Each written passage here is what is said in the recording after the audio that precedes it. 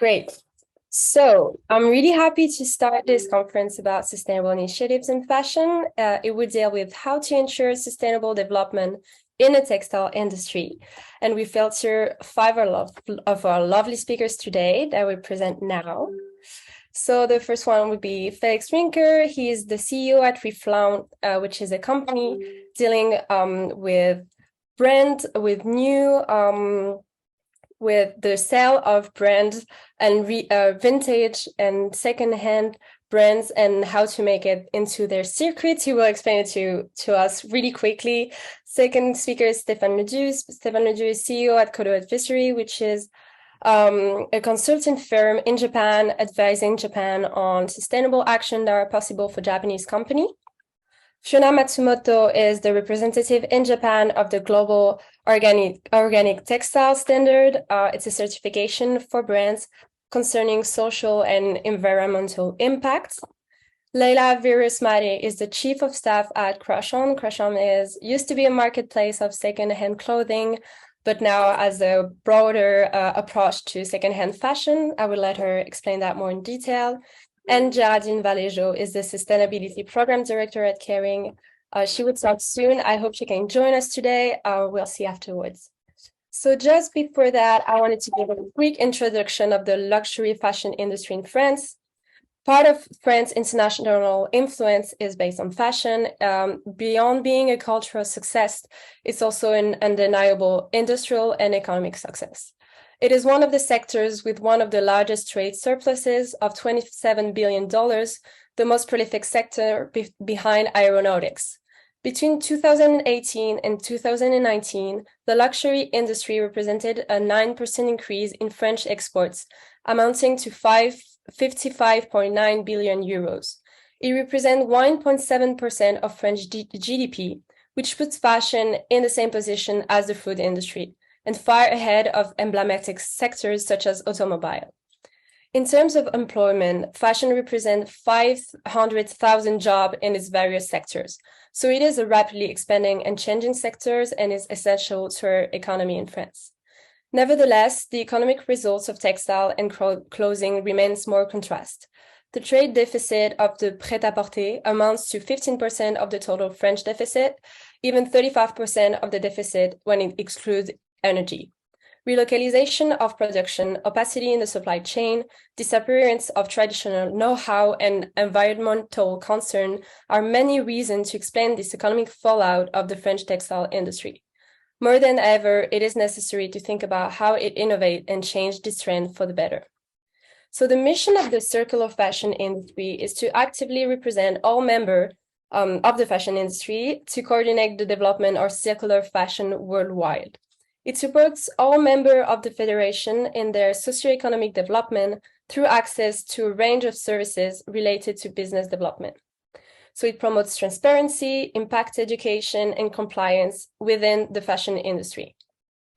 So how did we put all of that in motion, let's say?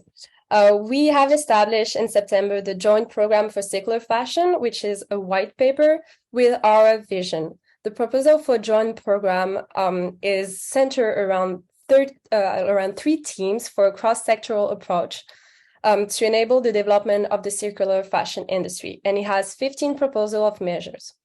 So I will not go into the details of the 15 proposal of measures, but in general, to pursue these visions toward a greener fashion industry, we have two sorts of action. The first one is bringing together members of large retail companies, secondhand or upcycling brands, or manufacturers of the textile industry.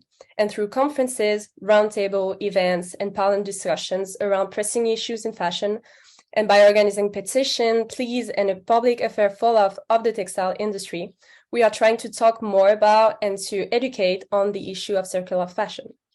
The second proposal is more central in stirring key measures linked to the European political and legal system. For example, one of the proposals is proposing an update of VAT rules and creating a positive demand shock for products within the circular economy, based notably on Council directive from the European Union, for example, the one in the 5th of April 2022, which allows an update of member states' VAT rules to align with more to align with climate protection objectives. So this was the general introduction of what we do in the fashion in the Circular Fashion Federation. But I wanted to ask our speaker inside of the Federation to talk a little bit more about what their experience is like in the Federation. So the first speaker would be Leila Verasamy. As I said before, she's the Chief of Staff at Crush-On. So Crush-On is a platform, used to be a platform committed to making responsible textile consumption the norm through trying to match, let's say, vintage fashion shop with activist consumers. I'll let her talk. Maybe Leila, you can tell us a little bit more about Crush-On mission, why did Crush-On join the Federation, and maybe how the conception evolved over the recent years since the launch of Crush-On in 2018, and what is your vision for like the upcoming years? Thank you. Thank you, Sarah, for this great introduction. Yeah, would love to tell you more about the mission of Crush-On and how things have evolved over the last couple of years. So first off, just to talk more about Crush-On, and then maybe I can give a little bit of context of how our offering has evolved as the market has evolved. Our mission currently is, and ever since our inception, has been to democratize circular fashion in order to eliminate textile waste. That's really the area of impact that we're focusing on in terms of the fashion industry. And so I recently joined Crush-On. I joined a little bit earlier this year as a chief of staff, like you mentioned. And when I met the three co-founders, Maxime, Ilem, and Camille, they shared with me that their vision for the fashion industry was a fashion industry that is circular and omnichannel. And for me, I think that's something that kind of like reflected on one hand the part of the company that's extremely value driven, but also a part of it that's very pragmatic. And I think that ties into why we joined the FMC. So in terms of explaining and developing that vision a little bit more, at Crush-On, we believe that fashion has to be circular because obviously, as everyone in this conference knows, and this is also like one of the reasons why we're all here, the fashion industry is extremely polluting, and there's still a huge amount of textile waste, both pre-consumer and post-consumer waste that can be reused and is not being reused right now and is not being utilized in the industry. So we really want to try to impact like that area of the industry by making it more circular and by making sure that there's a better use and a better optimization of post-consumer waste. And omnichannel, because there is this kind of, like I said, pragmatism about the company, about the vision. We noticed that consumer habits are not only on one vertical. They're not only on retail. They're not really online.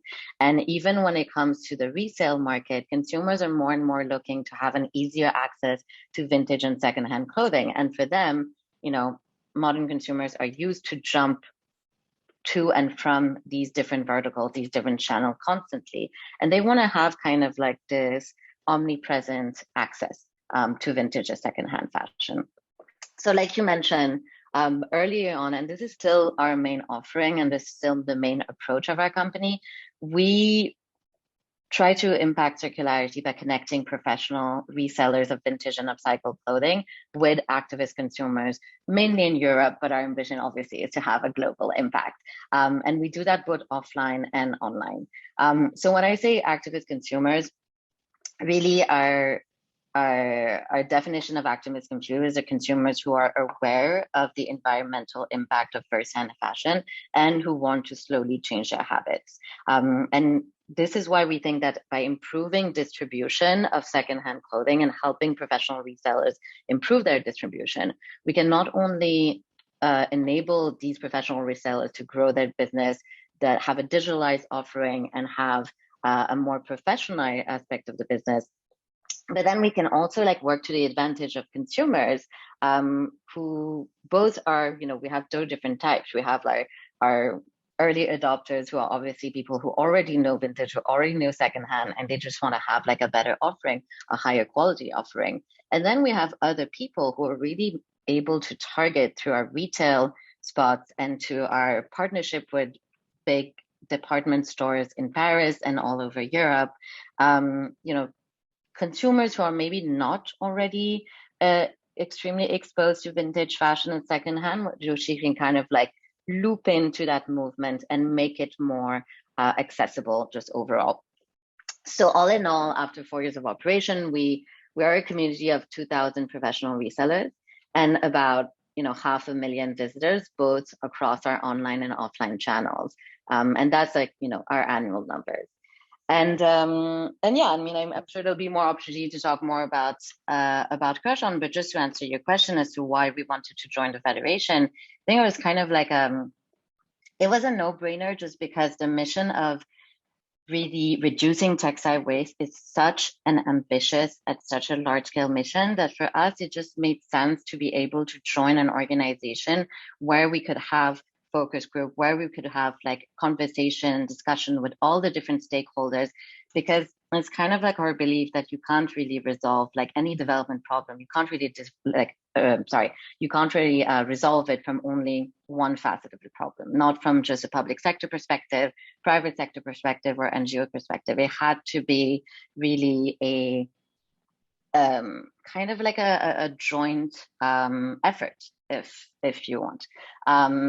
So I think what was really great about joining Crush On early on is to see how the three co-founders were really involved in the FMC. It really reflects, like I said, their value-driven system and their pragmatism, and also like their willingness to collaborate with other organizations on topics of circularity.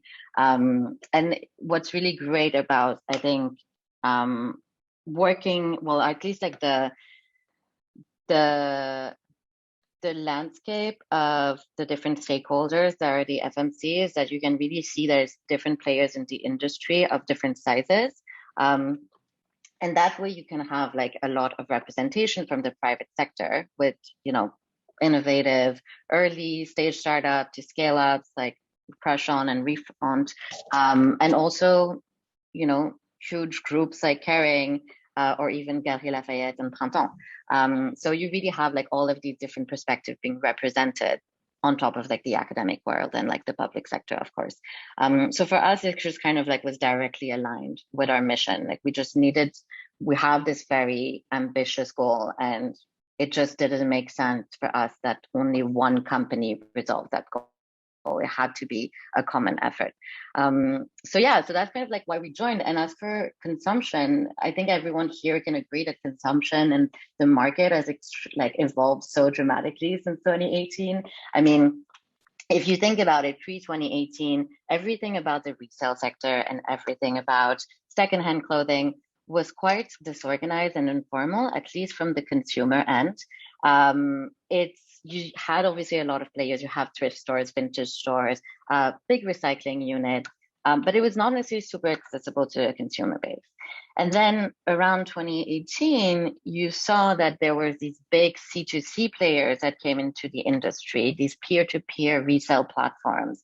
And I think these platforms are really great at removing all the friction from the consumer end. It really enabled a lot of consumers to be able, who had these activist consumers who had already these value system, and wanted to make their consumption more sustainable, wanted to like also not just throw away the clothes or discard the clothes that they didn't use anymore.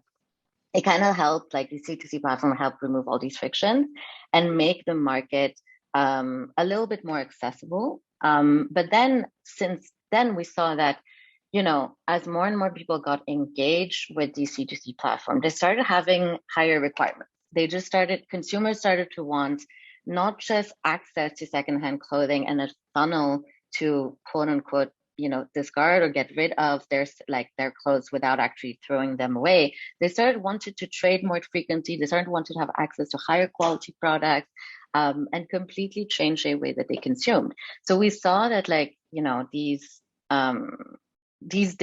fact that consumer habits were changing, it kind of like gave an opportunity for different players of the retail industry to come about and not just be there just for like the resale segment, but actually develop solution in reusing segment and repairing and recycling. And I think that's what's really encouraging is that nowadays, 2022, you're looking at like all the reports of the industry, both the fashion industry overall, but then also the circular sector. And you see that the growth projections, whatnot, are segmented on resale, recycling, on repairing, reusing, etc. So it's showing that as the consumer is becoming more sophisticated, so is the industry, so are the solutions. So that's why like we arrived 2018, we saw the C2C was taking off, and that there was already that need that was taken care of. And then we decided, okay, well, there's still a huge amount of textile that's recycled by professionals. Just in France alone, there's about 250 tons of textile that's recycled, and 2.5 million in Europe. But not all of it is being funneled back into the consumer. So we understood there's a huge opportunity for impact, both in terms of business growth for these resellers, but also of just growth in the resale industry. So yeah, sorry, I'm gonna wrap things up because I know there's quite a lot other speakers, but basically now we after focusing on creating access to distribution for professional resellers and creating this huge platform, we want to develop our offering into by using all the business intelligence we acquired to develop a B2B2C solution for these professionals resellers, and now involve also other stakeholders who are from the first-hand traditional industries, like big retailers like Galeries Lafayette or Westfield, and like large first-hand brands. And now, based on their needs, develop an online and offering for premium circular fashion. So for example, we have 4 stores already with Galeries Lafayette and Westfield together, where based on their needs and spec lists, we collect and we gather premium, high quality, luxury secondhand clothing from our network of professional resellers and develop an offering that's directly targeted to their clientele. And we can deploy that all across our networks, online and offline. And so we started last year in August 2021. And now we have 3 permanent stores just in Paris, plus 1 in Annecy in the south of France. We have 8 successful pop-up shops across 6 cities in France, and we're even deploying white label partnership because we understand that as the offering is becoming premiumized, brands want to kind of keep their a great customer experience, and at the same time have their brand recognition be part of it. So that's how I would say and summarize how consumer trends have been changing. I'm really excited to hear also by our other speakers and see what they think. But all in all, I think our belief is that circular fashion is going to take some time, but it's the only way we can achieve it is by collaboration between innovative proven companies, both from the circular industry and from the first-hand fashion industry. So yeah, that's my take. Thank you so much, Leila. That was really interesting. I'm looking forward to the question afterwards. So our second speaker will be Geraldine. Is Geraldine with us? Yes, I am. Yeah, great. So Geraldine is the Sustainability Program Director at Kering. Kering, I don't even know if I need to present it, but it's the second biggest fashion group. It has a lot of brands like Balenciaga, Gucci, Saint Laurent, and Geraldine is in charge of the sustainability program at Kering. So maybe Geraldine, could you tell us a little bit more about what exactly is Kering topics around sustainability? Can you tell us maybe about its vision? You send us a lot of slides on Kering's circular ambitions, which look really interesting. Could you go a little bit more in depth on that, and maybe tell us also a few words about how it fits within the Fédération ambitions when it comes to circularity? Okay. Hello, everybody. Very pleased to be with you today. I am based in Paris, and so part of Kering, and I will present to you our circularity ambition and our vision of what is circular luxury fashion, which can be a bit different from circular mass market fashion. If we move to the next slide. So basically where we are today is mostly a linear model. and moving progressively towards a recycling economy. But what we ultimately all want is a circular economy that creates no waste. Move next slide, please. And for that, at Caring, we are guided by the work of the Ellen MacArthur Foundation. Here you can see an extract of their report, Vision for a Circular Economy for Fashion. I think it's very interesting, this graph, because it shows all the different problems. First, on the left, you see that fashion today use widely virgin feedstock, and when it comes to luxury, mostly natural materials. Along the way, you have production losses, 12%. And the problem is that the vast majority of the products are discarded at their end of life. There is some recycling, but not in the same sector. Most of it comes from other sector or goes to another sector. And only 1% of the material used today are used again to produce new clothing. And another topic that is not as visible but important is also the microfiber leakage into the water at the bottom right. So we want to address all this at Caring. And if you move to the next slide. And really moving away from the conventional take, make, waste model is not only about recycling, but it's about rethinking the way we produce, use, and extend the life of our resources and our product. So we published our ambition last year to give a definition of circularity for luxury fashion and show where we want to go, the ways we want to go there, what has been done and remains to be done. And we made that public also to influence other luxury brands and the fashion sector in general. Just important here, really it's a new mindset, it's an opportunity to innovate, and it reinforces what defines us, which is around creativity, exceptional know-how, and high quality. So this ambition, and if we move to the next slide, is based on 3 pillars. First is about luxury that lasts. Then it's about regenerative sourcing and clean production, and then production process being more efficient. So addressing the challenges that I highlighted to you with the first slide.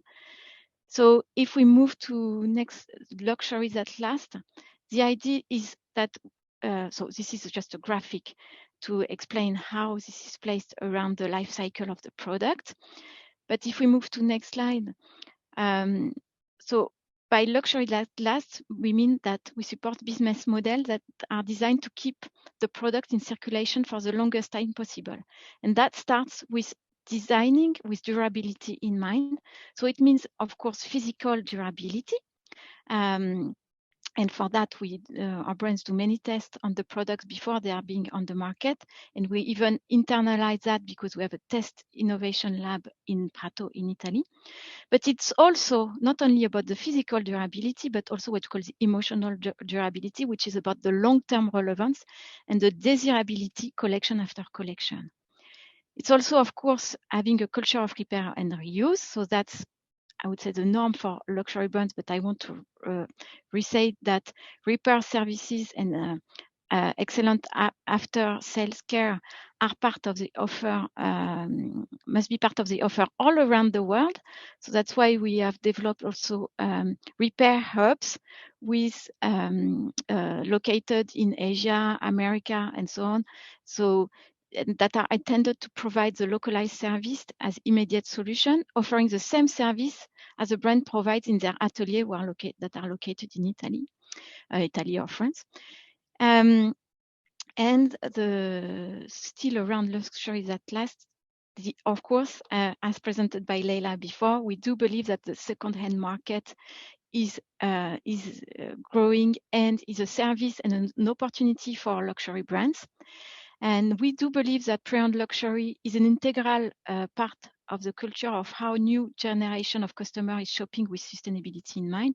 That's why we invested in the platform Vestiaire Collective. That's why you see our brands partnering with, for instance, a Reflaunt that we present after, or Vestiaire Collective, because we believe that we must embrace this new culture of mixing new pieces with pre-loved items. And to have a more trans-seasonal approach as opposed to collection after collection as it is today for the luxury. So that's for the first pillar.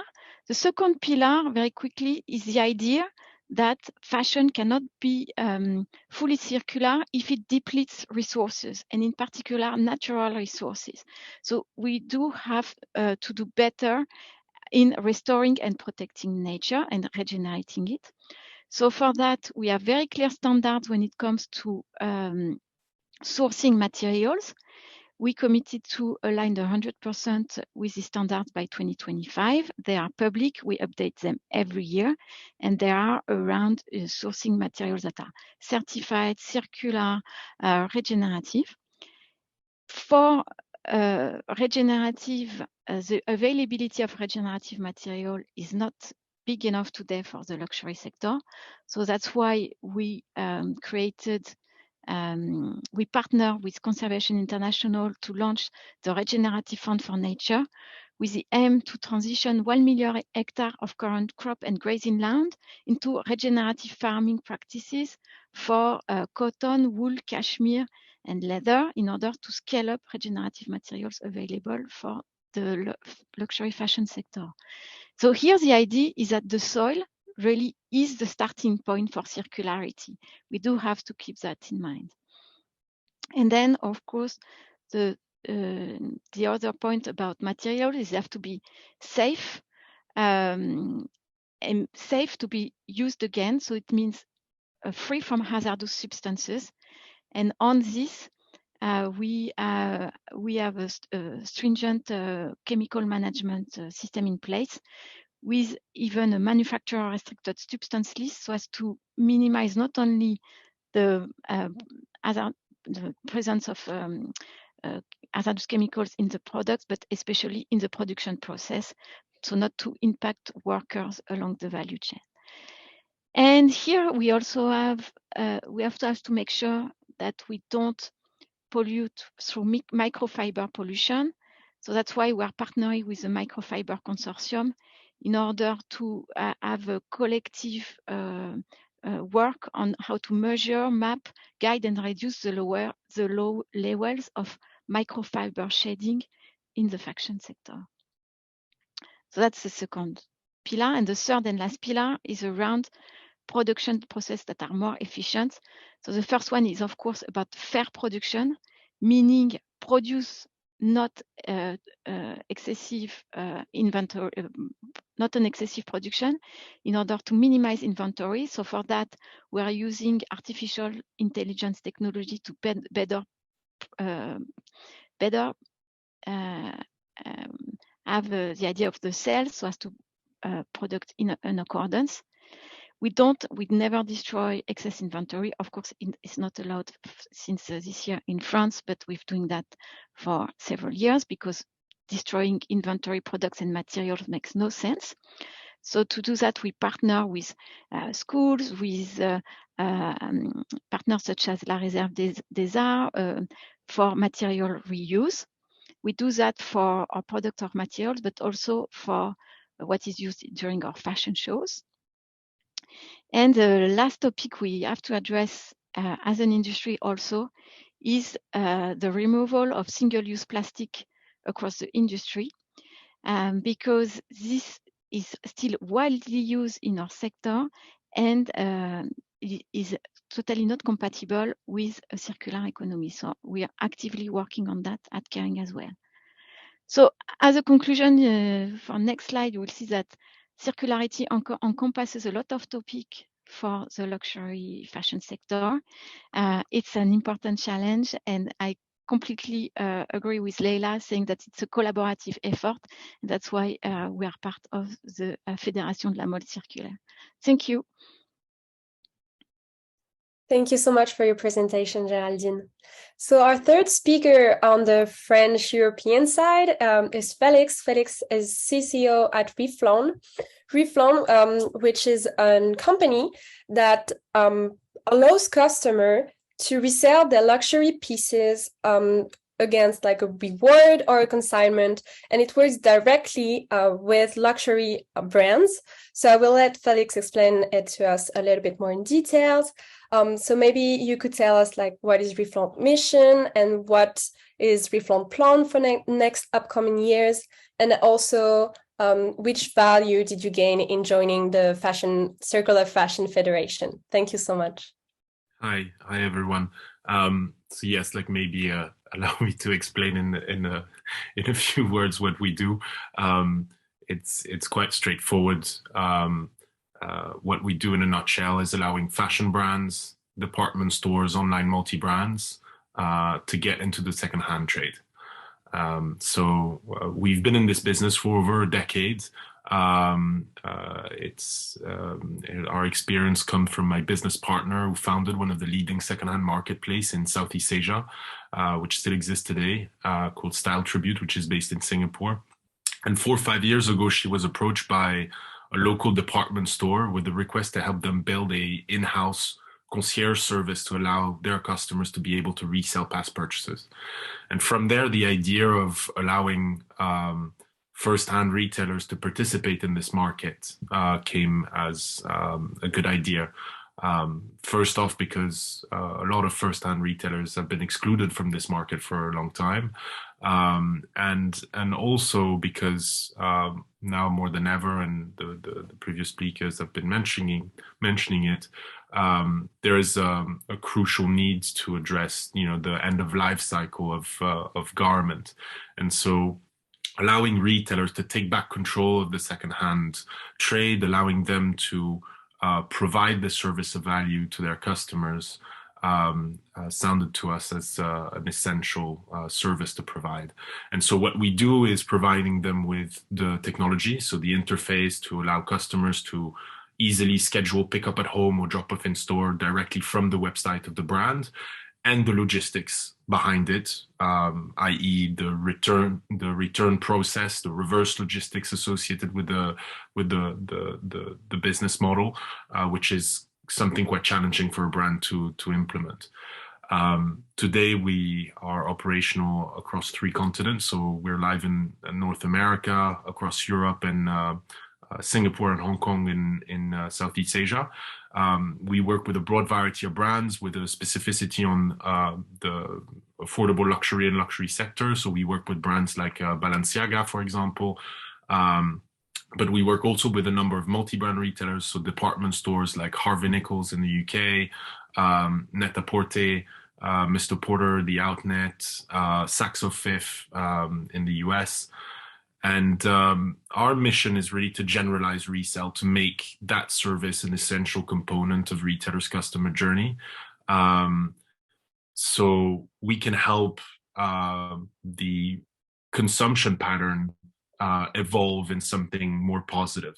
The idea is that if you make resale more accessible, you will make consumer more conscious of what they're buying, and also pushing them to take care of the garments they're buying. So we firmly believe that this is a model that has a huge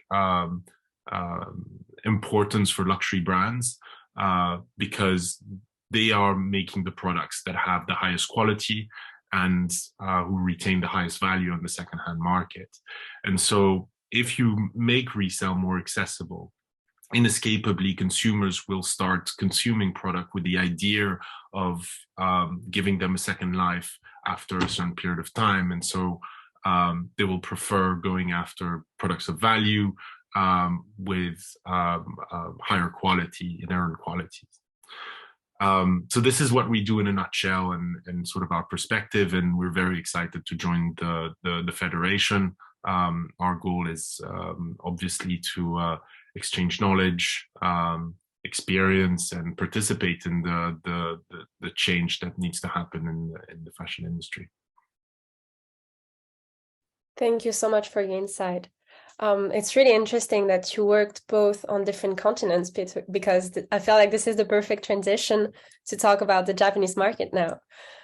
So I will try in a really few words to talk about the fashion industry in Japan. The size of the apparel industry in between 2020 and 2021 was estimated at 5,200 billion yen. But so as you see, it's a 11.8 revenue expected to show growth rate until 2025. But there have been like a key turning point in the post-COVID industry, which I think are really interesting to analyze here. So the first one is the decline in physical stores and e-commerce boom due to COVID. So e-commerce websites like ZozoTown, Global Work, or Lorry Farms have seen accelerated growth since the start of the pandemic. As of October 2021, 8 out of 30 top e-commerce structures in Japan were fashion e-commerce websites. Australia, which owns Global Work and Lorry Farm that I talked about before, announced that e-commerce businesses achieved a 23% increase in revenue in 2021. So this is linked also to the strong domestic brand-dominated market because it also goes with strong domestic e-commerce structure-dominated markets, which means that for the example of ZozoTown, it leverages AI, deep learning, and more than 1 million data points. As a result, the number of the shopper increased by 1.2 million to 9.5 million between 2020 and 2021. The third trend that we can see is the development of omnichannel strategy. So not so far from what Crochan has been doing. Rakuten, for example, launched Rakuten Fashion Omnichannel Platform, which is a digital solution that centrally manages product inventory information across multiple sales channels, sale history, and buyer information for brands on Rakuten Fashion. So those three trends are the illustration, I think, of a shift in consumer behavior due to the pandemic and worsening business conditions. But it also means new opportunities to implement sustainable trends in Japan fashion industry. Also, I would like to think. The first speaker talking about this will be Stefan, which is at the head of Kodo Advisory, which is a consulting firm trying to help Japanese businesses to attain sustainable goals and reinforce their strategy around sustainable commitments, let's say. So thank you, Stefan, for being here. I will let you talk and let me know when I need to change the slides. Thank you, Sarah. Well, you can move to the first slide. So my presentation will be, I think, more general than what we heard before. I will not be focusing specifically on circular economy, and I will first talk mainly about Japanese companies in general, to just end with a small focus on the fashion industry. There are a lot of misconceptions about sustainability in Japan. Can you move to the next slide, please? Yes, next. Japan is communicating a lot on sustainability. Previous one, please. On sustainability with the SDGs. Sarah, can you go back to the previous slide? Yes, we see the SDGs logo and badge everywhere in Japan, in the train, on the TV, in commercials, in books for children. Pikachu, Hello Kitty are ambassadors for the SDGs. The problem is that it's an image that is given that doesn't reflect the reality that we see on the next slide. Sarah, please.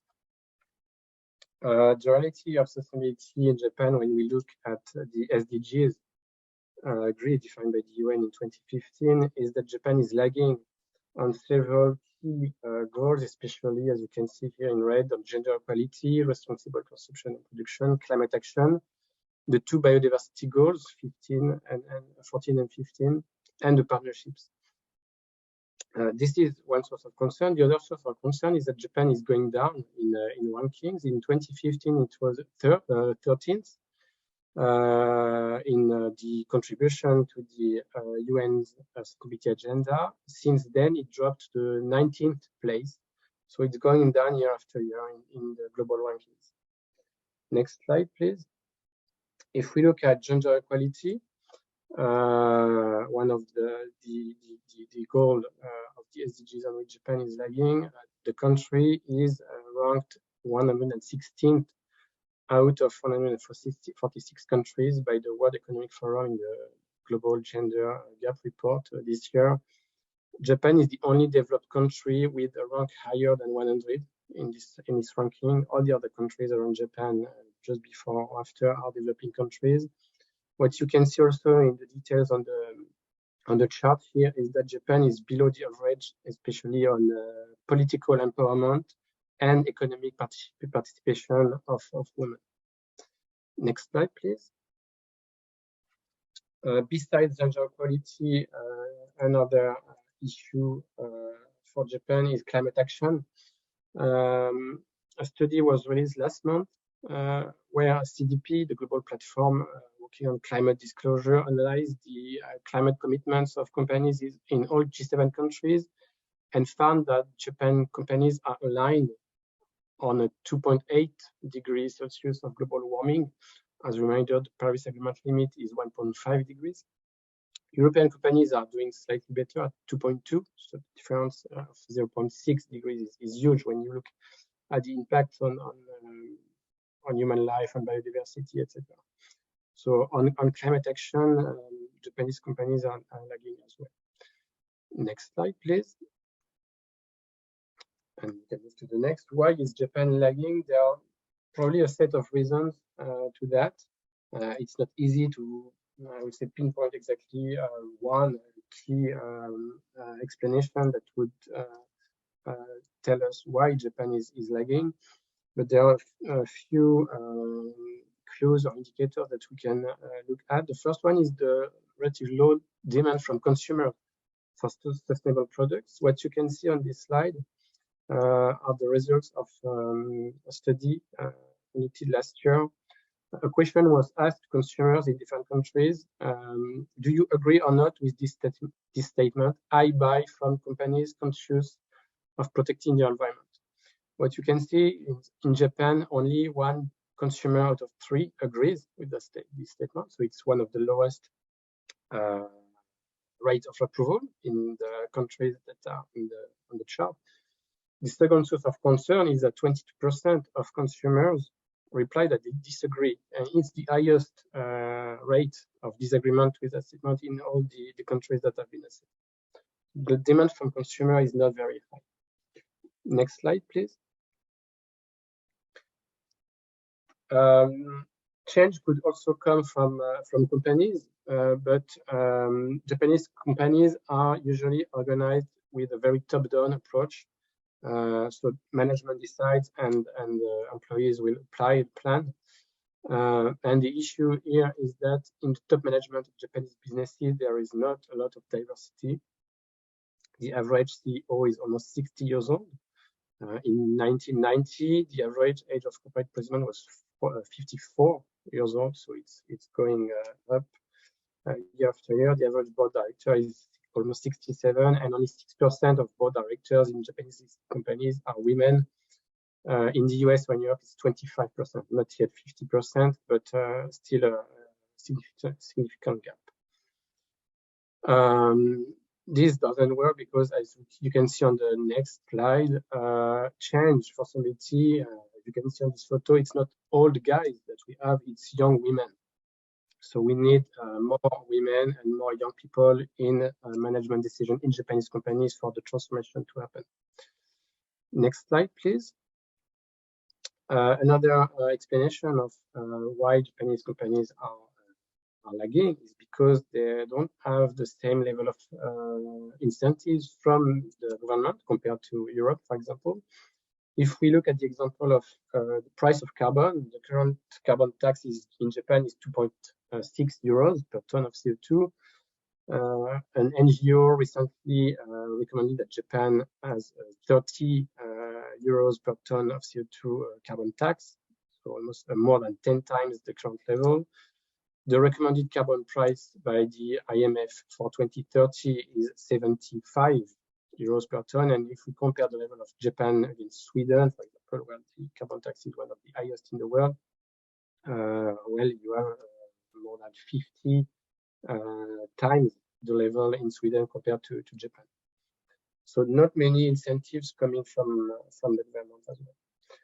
Next slide, please. What can help Japan move faster, and especially Japanese companies move faster on sustainability? We think that there are different things that can come, probably not from the domestic actors, as I mentioned, because overall domestic pressure is not very high. but maybe from abroad with pressure from foreign customers and regulators. Leila mentioned previously activist consumers.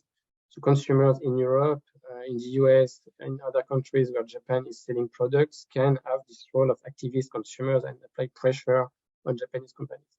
Japanese companies are also looking with, I would say, anxiety at what the EU is doing or what the US is doing in terms of regulation, such as carbon tax at the border, the EU taxonomy, etc. So this is a source of pressure. Second one is more scrutiny from international NGOs. Japanese companies tend to be very sensitive about their image. So if an NGO publishes a report with the name of Japanese companies that are not doing well, and if on top of that some companies in other Asian countries, such as China, South Korea, Indonesia, are doing better than Japanese companies, it will tend to make Japanese companies react and want to improve. And the third source of pressure from abroad can be investors, shareholders, also clients, when a Japanese company is in the supply chain of a bigger foreign company. As of today, 30% of the capital of Japanese listed companies is owned by foreign shareholders, so it's a potential source of pressure. We had this year in May the first climate resolution filed by European asset managers to a Japanese company, energy company using coal. So it's happening, it's starting to move, and some foreign investors are using that also to try to move Japanese companies into a more sustainable business models. And now on the next slide, if we have a quick look at the Japanese fashion industry, next please. We see first that Japan is a heavy contributor to pollution generated by the fashion industry globally. Clothing items supplies in Japan represent respectively 4.5% and 9% of the total emissions and the total water consumption of the fashion industry in the world. 4.5% and 9% are for the Japanese market.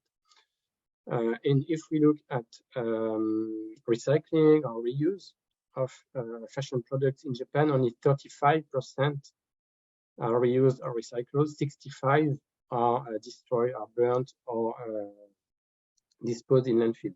I saw a figure on a Geraldine presentation that said the average globally is 73% disposed as waste, which means that Japan is doing slightly better than the global average. Maybe thanks to platforms that was mentioned by Sarah before with online second-hand shopping for clothing. Next slide, please. One issue that Japan has in, I would say, many sectors and also in the fashion industry is that companies tend to stay away from international coalitions. Only a very limited number of Japanese companies participate to global initiatives such as the Fashion Pact, launched at G7 in France 2 years ago, the UNFCCC Fashion Industry Charter for Climate Action, the Sustainable Apparel Coalition. Japanese companies tend to stay away from that. Only a few of them are members, but instead they will create their own domestic initiative, which is good, which is needed, but should not be the only thing Japanese companies do. They should also discuss with peers in other countries through those initiatives. The other issue with that is the timeline. Japanese domestic initiatives tend to be created after international initiatives, and time is running out on sustainability. We have key objectives to reach by 2030 already on climate with 50% cut of CO2 emissions. We have now 8 years left, so each year counts, and the Sustainable Fashion Alliance of Japan was launched 1, 2, 3 years after global initiatives were launched. Next slide, please. When we look at the expectation or awareness of Japanese consumers, first, one issue is that the image of what sustainable fashion is or could be tend to be limited. There's the image that it is items that can be used on the long term. It's true, of course, but it's not only that. And Japanese consumers tend to not have a closer look at how the items are produced, what are the source materials used. But in reality, 90% of the carbon footprint of clothes sold in Japan comes from production. Next and final slide, please, with example of 3 major brands in the fashion industry in Japan: HX, Goldwyn, known for the North Face, and Uniqlo.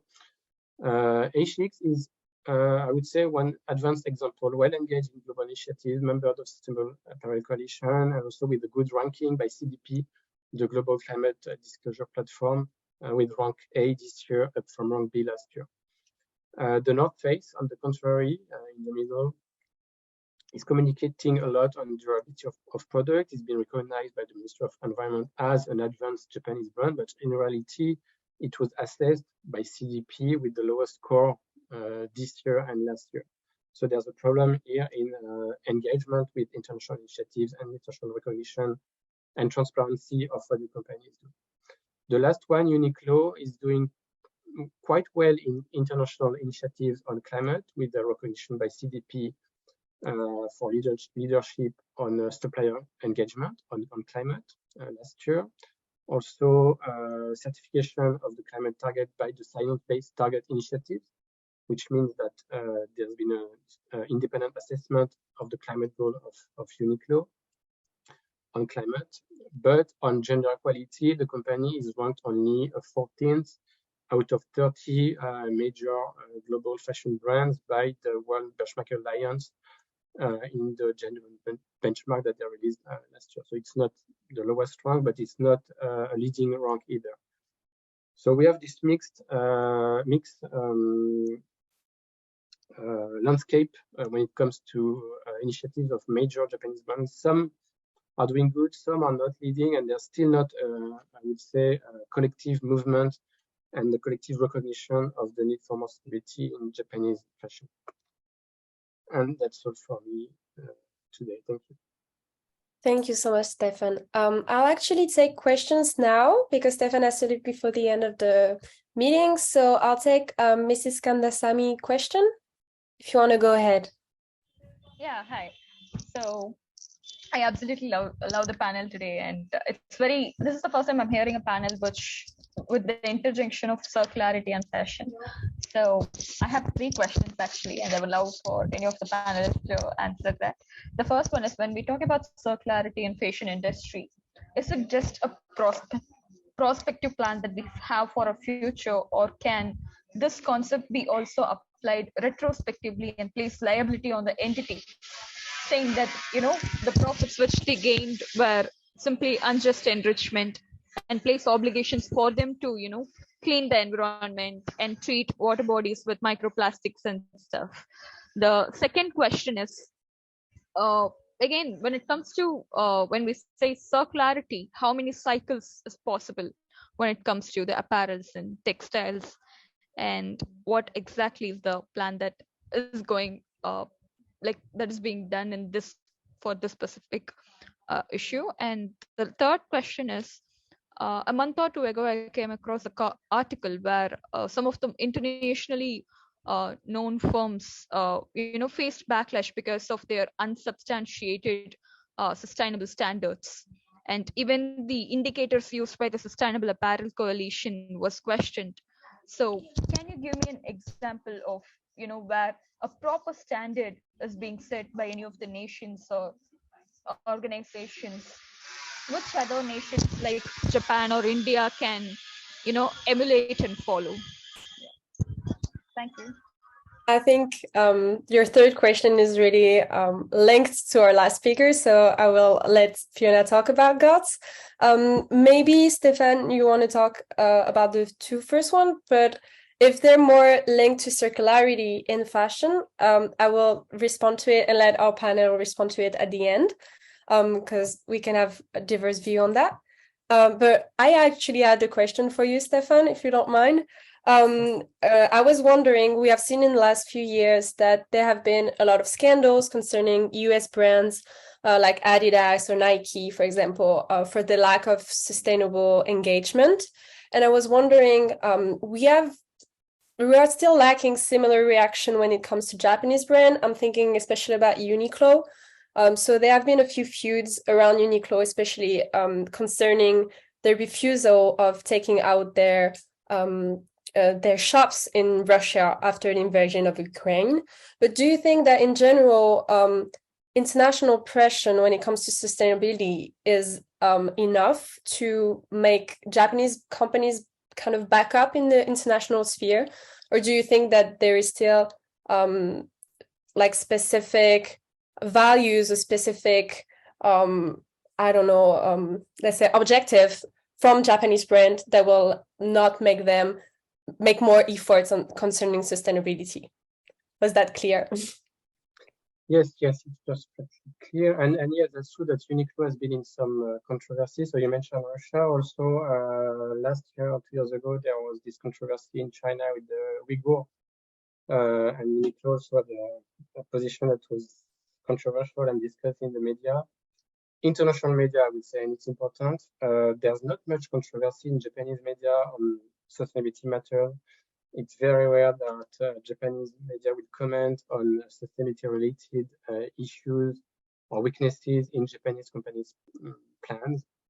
So I think that's also one of the reasons that I could have mentioned of why Japan is lagging, because media are not yet applying the pressure that they apply in other countries on companies. So can international pressure be enough to move Japanese companies? That's a good question. We don't know what is enough. What we know is that Japan needs more pressure. So it will be the addition of different sources of pressure that will, in the end, hopefully, I would say, break the wall or the resistance that still exists in Japanese companies. But for some companies that are very exposed, so in another sector, Sony, for example, Sony has been very vocal 2 years ago because Sony is providing the sensor for iPhone camera, and Apple has this objective of carbon neutrality 2030, very ambitious in all the emissions, including supply chain. So Sony complained to the Japanese government, if we are not allowed in Japan, thanks to stronger regulation and stronger domestic policies, to produce low carbon sensors, we will lose Sony as a client. We will lose Apple as a client. So for companies exposed by supply chain in foreign markets, because they sell the products in Europe, in the US, it's working. And I see that Japanese companies in some sectors are very worried, as I mentioned, by the EU taxonomy, the EU carbon tax, because they are starting to realize that it will have an impact on their capacity to sell to European consumers. In some sectors, it can play out. Thank you so much. I think this is really relevant also considering it applies to other parts of Asia, especially I'm thinking Southeast Asia are really struggling to understand what will be the initiatives or the consequences of the EU Green Deal on their economy, not even in fashion, but when it comes to energy or when it comes to manufacturing goods. So thank you so much for that. Does anyone have maybe another question for Stefan? Okay, thanks. Then Stefan, I'll let you go if you need to. You're welcome to stay with us if you want. But I will pass to our last speakers, last but not least. So Fiona is the representative in Japan of the Global Organic Textile Standard. So GOTS operates as a standard for social and environmental, social and environmental objectives. So in order to analyze and give more transparency in the supply chain about what can be considered as a global organic textile. So I will let her talk more in details about that. Fiona, as I said before, don't hesitate to interrupt me and to tell me when to pass the slide. I'll let you the floor. Yes, thank you so much for the introduction. And hi, everyone. I am Fiona Matsumoto. I am the GOTS representative in Japan. I actually studied fashion management in the Netherlands. And after graduating, I moved back to Japan and joined GOTS in 2020. And thank you for having me here today. I'm really pleased to be part of this conference. Today, I will introduce you to the basics of GOTS, so the Global Organic Textile Standard. And I hope this will give you some kind of understanding in how certification standards are one of the important pillars on a way to a more sustainable textile industry. And I will mainly talk about GOTS, but I want to give also insight into my experiences in Japan. So our vision is that organic textiles will become a significant part of everyday life, enhancing people's lives and the environment. Next slide, please. So who has never heard about GOTS? Maybe you have seen this label when you are in the textile industry, especially in sourcing or sustainability. Or if you're into an organic lifestyle, you might have seen this label as well. But don't worry if you never did, I will explain what stands behind this label. Next slide, please. So GOTS is the worldwide leading textile processing standard for organic fibers, including ecological and social criteria, which is backed up by independent certification of the entire textile supply chain. GOTS is a verifiable, identifiable, and traceable standard, and is also internationally recognized. And GOTS is the standard itself, but also the name of our organization. And us as a standard setting organization, we are actually non-profit. So we are quite independent from commercial interests. Next slide, please. To explain you a bit about the history of GOTS, we actually celebrate our 20th anniversary this year. There are 4 founding organizations that developed GOTS and its quality assurance system. And to this point, these 4 organizations are involved in important decisions. That's the IVN from Germany, the Organic Trade Association from the US, the Soil Association from the UK, and JOCA, which is the Japan Organic Cotton Association. And I believe it's quite unique that a Japanese organization is involved from the beginning of an international standard. So that's a very unique and special position to be in. The initial idea of GOTS started in 2002, and the first standard was released in 2005, after which the certification system started in 2006. And currently we have the version 6 of the standard in place, and we're working on the revision to version 7, which will be introduced early next year. And we actually revise our standard every 3 years to improve and develop. Next slide, please. So quickly on why GOTS was developed. Until the beginning of the 2000s, there were a lot of different standards for organic textiles existing across the globe, and 8 of them were harmonized into one standard to have a common standard for international trade of organic textiles. Next slide, please. And to show you some numbers, here you can see that especially in the past few years, the number of GOTS certified facilities grew quite extensively.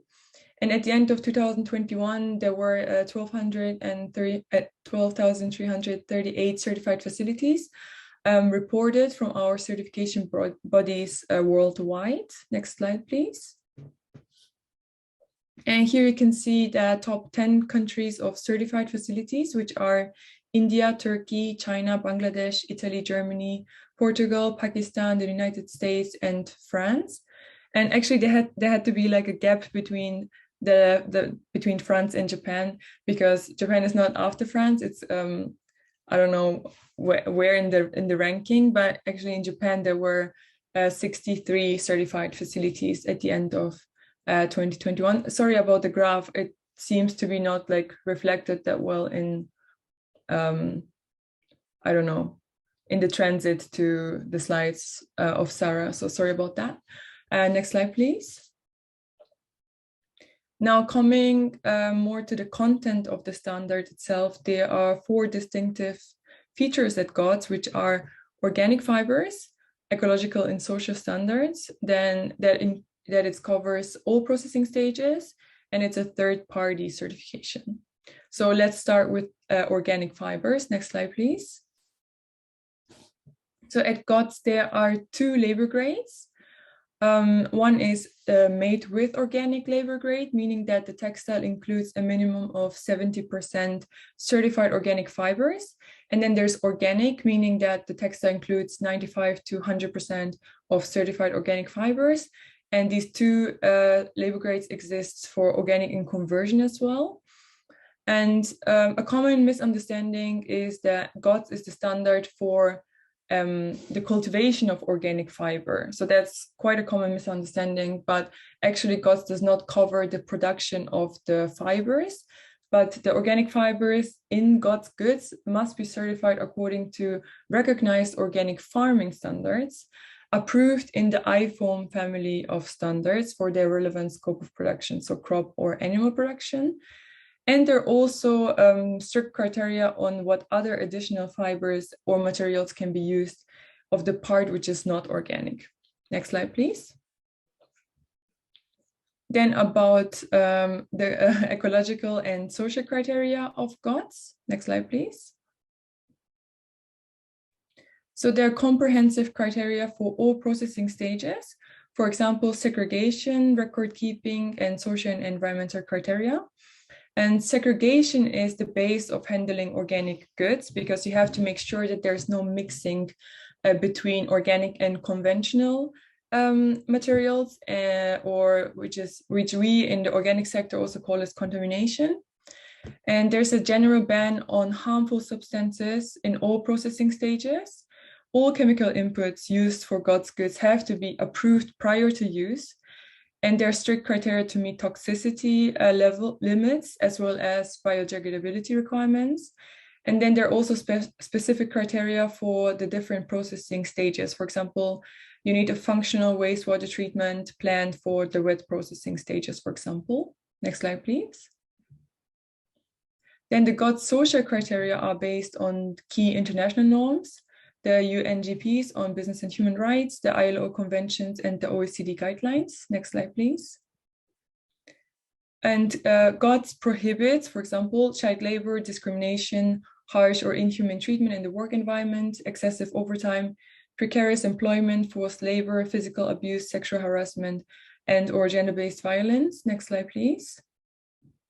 GOTS demands that human rights shall be respected and protected, that there is freedom to choose employment and freedom of association and collective bargaining, and safe and hygienic working conditions, just to name a few examples of our social criteria. Next slide, please. And as I explained before, the cultivation of organic fibers is under the scope of organic farming standards, and many of them defined by national governments. So the scope of GOTS starts at the first processing step, which is, for example, ginning of cotton, and covers then every step along the whole supply chain until the trading of the final product. Next slide, please. So now that I've explained what is covered by the standard, I will briefly explain how compliance is ensured. So we as GOTS, as standard setting organization, we don't carry out the certification part itself, but they are third-party certification bodies which perform on-site inspection and carry out the certification. Next slide, please. There is a dual protection system in place to ensure quality assurance. The first one is the on-site inspection, where the organic product flow and the environmental and social criteria are subject to inspection. And every certified facility has to undergo an on-site inspection at least once a year. Then the second part is the residue testing that has to be carried out to check whether limit values for residues are met. Next slide, please. Important is that only certified textiles can be labeled with the GOTS label. You can see here some examples of GOTS certified goods from our annual report. Sorry, the images are quite small, but you can see that there are all kinds of textiles which can be certified, from clothing to home textiles to even like cotton swabs or hygiene products. And a list of certified suppliers are publicly available through our database. And one can verify claims by entering the license number into the certified suppliers database, or find GOTS certified entities if you are in the industry. Next slide, please. So GOTS certification offers benefits and opportunities for companies handling organic textiles. For example, companies can use GOTS as a risk management tool for their supply chain. And it provides the credibility and the verification of claims that is recognized in all markets across the globe. So self-claimed organic textiles do often not get recognized or accepted in international and also partly in national trade. Certification helps companies to meet sourcing conditions in the overseas market and readies them for the increasingly stringent regulatory climate. Companies can also use this as an instrument to internalize costs. And lastly, GOTS certification helps to ensure compliance with each of the 17 SDGs. Next slide, please. So from here on, I'm talking about my own experience from the last 1 year and 10 months being the representative in Japan.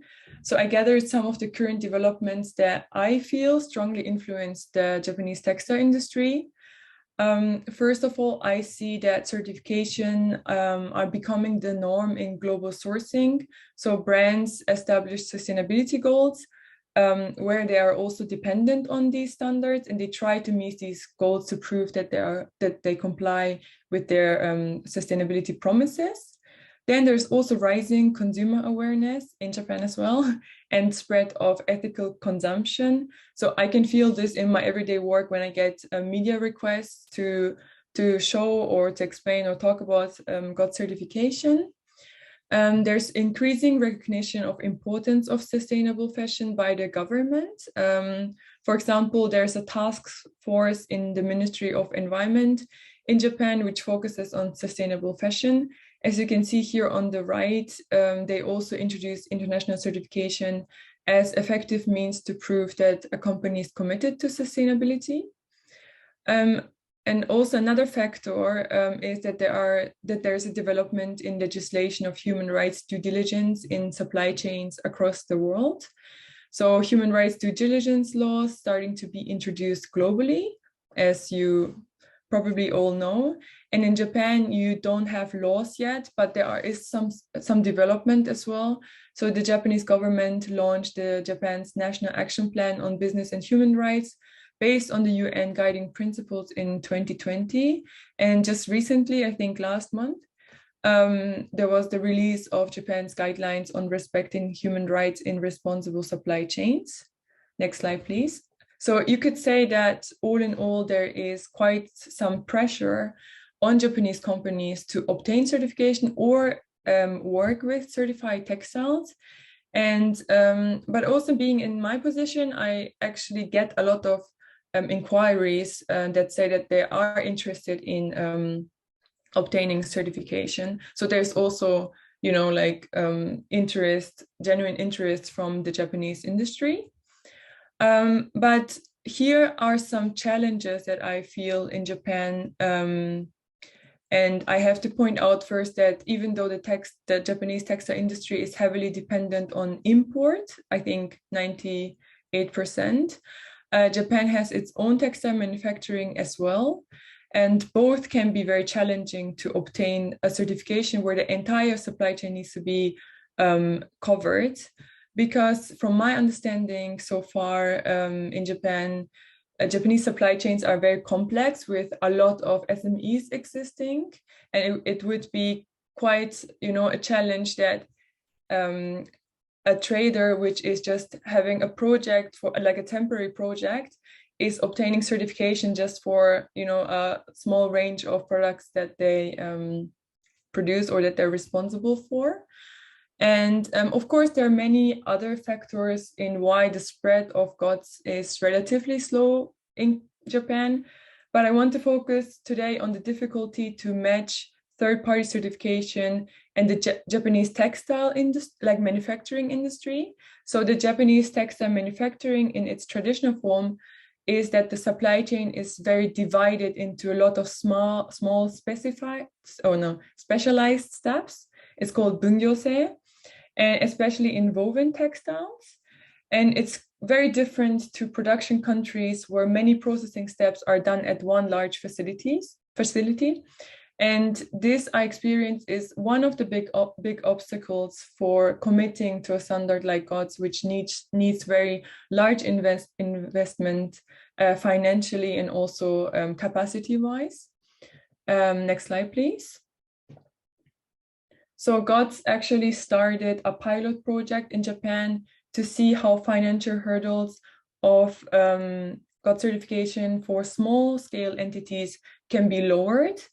It's called the CSCS project. So CSCS stands for Controlled Supply Chain Scheme.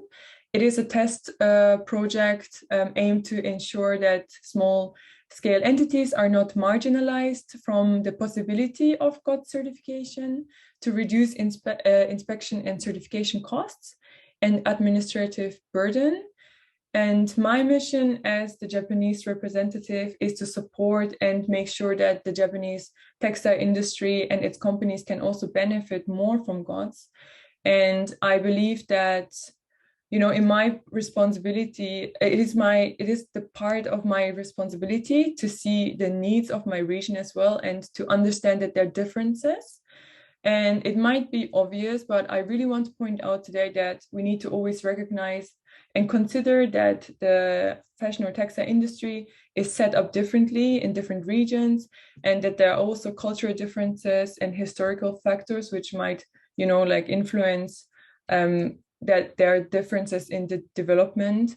And yeah, it's important to work together with all stakeholders to improve the sector. So also to, you know, listen to the needs of the Japanese industry from my side. Next slide, please. And lastly, I want to show you a quick trailer from our current campaign at GOTS. We have a new video series showing different certified entities across the globe. Unfortunately, Japan was not be able to be filmed because of, you know, very strict COVID restrictions in the last years. But yeah, you can scan the code on the slide before for our landing page, and maybe you can quickly show the trailer. It's only 30 seconds. I'll show it right now, and then I'll show you the code since I'm here. Yes. How your choice makes a difference. That your choice matters. For people, friends,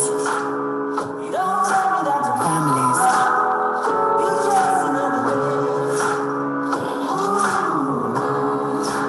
Say no to greenwashing. Say yes to GOTS.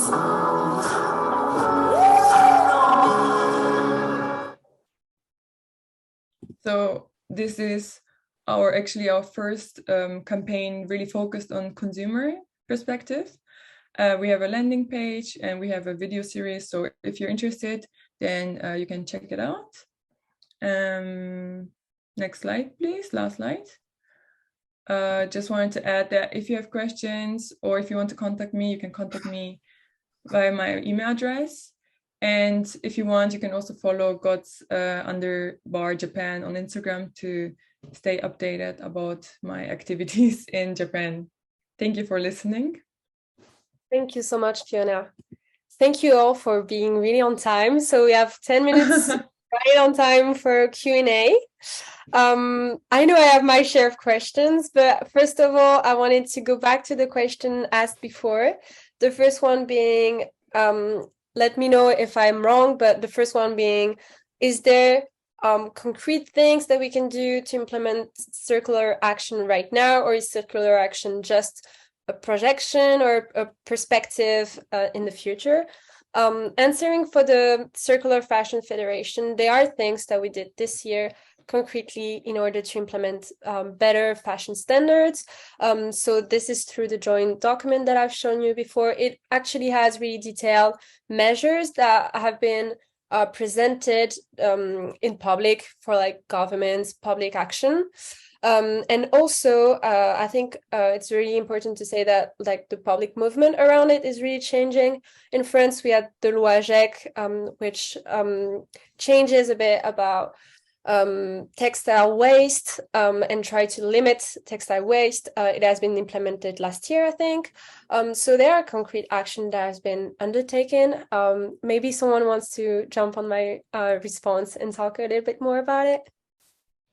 Yeah, just to say that Europe is actively working on creating a package of regulation for making fashion more circular, and France aims to be a step ahead. So that's why we have the loi AGEC. AGEC means anti-waste and circular economy that already prevents any destruction of fashion item unsold, and also will progressively require a percentage of recycled material being as an input in every garment made. And starting next year, also this will require every item to be labeled, or at least to be sold with the information to the customers of how much recycled content is in the garment, and is it recyclable? Does it generate microfibers? So that's quite a change, I would say. And it's definitely going in the direction for a more circular fashion. Thank you, Geraldine. I also truly think that there have been massive measures in the last 5 years in France and Europe. I don't know much about what's happening in Japan for that, but yeah, things are definitely more than a plan ahead, I think. The second question was about how many cycles should we expect from circularity, which I think is kind of interesting. In the Federal Fashion Federation, we aim our action around 3 pillars, which are secondhand, let's say, textile sourcing and upcycling and new brands around circularity. So I think it's not 3 different cycles because it's supposed to be one big cycle, let's say, but it's 3 plans of action that can be developed. So, for example, there are measures specified to the secondhand commerce, there are measures specified for sourcing, and there are measures specified for new brands and upcycling brands.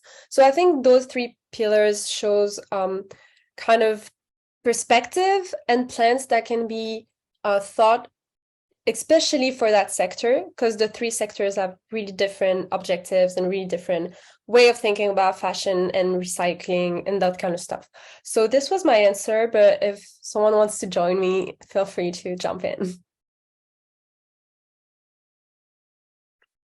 Okay. No, just to say, yes, sorry.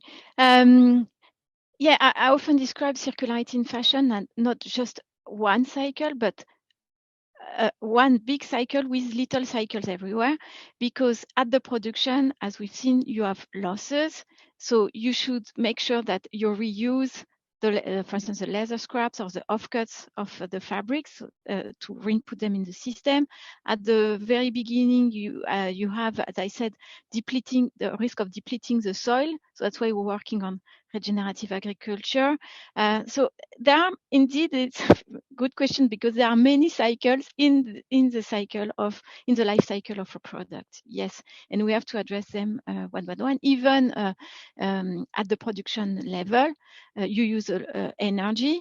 So make sure that you use renewable energy. At Kering, we have a commitment to being 100% renewable energy in our own operations by the end of this year. We were already at more than 92% end of last year worldwide. So, and we're engaging our suppliers on that as well. So it's yeah, as I said, it's a very holistic approach that questions every aspect of the production. Thank you so much. Does anybody has any more questions? If you're a speaker, also you can have maybe a question for other speakers. Don't be afraid. Okay, I know I have one. Actually, it's for Felix.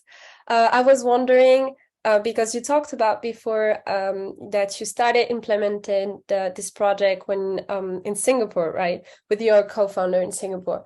So I wanted to ask you if when you moved to Europe or expanded to Europe, if you found different challenges when it comes to like implementing your sustainable company, like differences between Singapore and Europe, maybe in like mentality or like consumer changes. Like, was that different, or was it pretty much the same?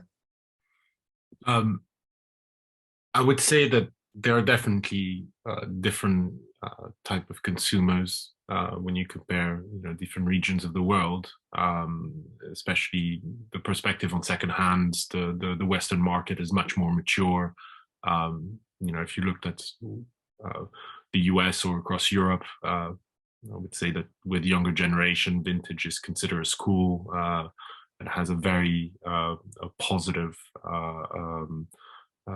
It resonates very positively with the European audience. So the adoption has been much faster in Europe and the US, definitely. But the other real and more pragmatic element is that in terms of logistics and deployment, it's much easier to do it in Western countries. The problem of Southeast Asia and these regions is that they're very they're very closed on themselves, and so when you open in Singapore, you can sort of like sell across a certain number of market, but it's kind of costly to ship from one place to another. And if you're live in Singapore or Hong Kong, it doesn't mean that you can go live at the same time with Korea or Japan. And so the challenge, I think, for any brand or any business that opens up in Southeast Asia is that you have to sort of implement some sort of like logistic hub within each and every region where you want to deploy. If you do that in Europe, you can have one antenna in France and you can serve the entire European Union. Even doing business with the UK is acceptable, or at least it's much easier to open an entity in the UK. And when you're doing in the same thing in the US, you've got the entire US market, and eventually Canada can be reached quite easily. So I would say these are the main differences. I see. Wow, that's really interesting. Yeah, Leila, I was actually going to ask you, because I know you worked in India before, so I wanted your opinion on that as well. Yeah, no, I think it's super interesting what you're saying, Felix, and I completely agree with you. I'm maybe a little bit more, I would say, optimistic about how consumer behavior is changing. And like Sarah said, like I have a lot of, my previous experience before Crash On was working in the Indian market. And although I completely agree with you that like, I would say that there's still a lot of preconceived notion, at least like when it comes to resale and secondhand. When you think of the consumer base that would be interesting in those kind of offering, it's still like a very niche consumer in India. But what's interesting though is that, and why I feel like I'm a little bit optimistic about this, is because of two reasons. On one hand, like you already have within at least South Asian culture, a lot of the general, mentality or tenets that lead themselves to sustainability or like resale. I mean, there's already like in our culture this like idea of like reusing product, of like passing products from generation to generation, and a lot of it is like, let's be honest, like tied to the economic transition that India has been experiencing, right? Like it's still like up until 1991, like it wasn't a country whose economies was open to the world. So I think like in a way, like the developing and like the precarity meant that like we were always like, as culturally very educated in the idea of like making products last really long. So I think there are like some cultural aspects that make at least that region ripe to accepting resale. The timeline is something that we can argue about.